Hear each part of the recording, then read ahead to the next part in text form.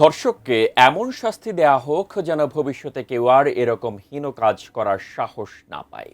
রাজধানীর বিভিন্ন এলাকায় নানা ব্যানারে বিক্ষোভ ও সমাবেশ করা মানুষের দাবি এই একটাই। বিচারের প্রতি আস্থা রেখে রামিসার বাবার আকুতি আর কোনো বাবার বুক যেন খালি না হয়। সৌদি আরব থেকে 18 তারিখে আসছি, আমার মেয়ের লাস্টটা পর্যন্ত আমি দেখতে পারি নাই। সৌদি প্রবাসী মোহাম্মদ সাদেকের বাড়ি ব্রাহ্মণবাড়িয়ায়। রাজধানীর পল্লবীতে রামি সাদের বাসায় এসেছেন তার হতভাগ্য বাবার সঙ্গে নিজের একই রকম কষ্ট ভাগ করে নিতে।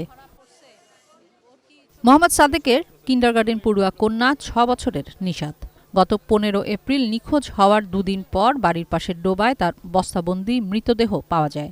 হত্যাকারী ধর্ষক নিশাতেরই প্রতিবেশী চাচা ইসহাক গ্রেফতার হয়েছে। মিডিয়ার ব্যাপক কাভারেজ আর প্রধানমন্ত্রীর ব্যক্তিগত মনোযোগের কারণে রামিসার পরিবার বিচার পাওয়ার আশা করতে পারলেও নিশাতের বাবার কণ্ঠে অসহায়ত্বের সুর।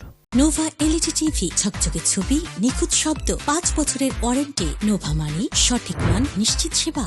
আমার মেয়েরা প্রায় 1.5 মাস হয়েছে, মেয়েরা এবার মায়েরা তারপর বস্তা বন্দি করে তৈছে। তো আজকে পর্যন্ত এটার কোনো মামলার কোনো অবস্থা পাইনি। তা আমি এটার বিচার চাই, আমি বাচ্চার বিচার চাই। সকালে রামিসাদের বাসায় গিয়ে বিএনপি স্থায়ী কমিটির সদস্য সেলিমা রহমান বলেন, এ হত্যাকাণ্ডের বিচার দ্রুতই হবে, তবে সরকারকে বাধাগ্রস্ত করতে অনেক চক্রান্ত হচ্ছে। প্রধানমন্ত্রী যে কথা বলেন সেটা তিনি রক্ষা করেন, এবং উনি যে কালকে বলে গেছেন, এবং সর্বোচ্চ মহলে আজকে যে একটা বিরাট একটা নাড়াচাড়া হয়েছে, সেটার জন্য খুব দ্রুত এই রাষ্ট্র যখন দায়িত্ব নিয়েছে, তার সঙ্গে স্বরাষ্ট্রমন্ত্রী, আইনমন্ত্রী ছিলেন, তারা সকলে দায়িত্ব নিয়েছেন। সেই দায়িত্ব নিয়ে তারা খুব দ্রুত এর বিচার করবেন, যাতে করে জনগণের আস্থা ফিরে আসে। মেয়ের খুনের বিচার মিলবে, সরকার প্রধানের আশ্বাসে সে আস্থা রাখতে চান রামিসার বাবা।